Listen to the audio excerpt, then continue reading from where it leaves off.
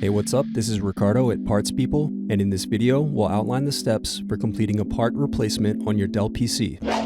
Visit our website and use this coupon for a 5% off discount.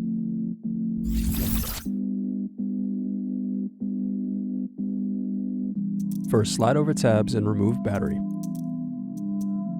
Then unscrew and remove access door.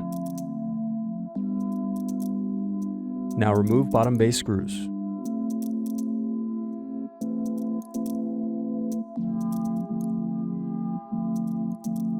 Now press in tabs to separate and turn over keyboard. Then disconnect and remove keyboard. Now unscrew palm rest. Then disconnect cables and remove palm rest.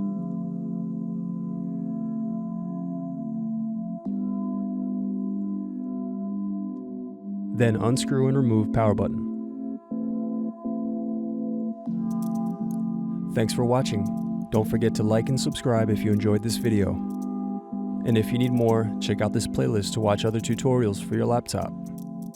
You can also click here to find parts for your laptop at partspeople.com.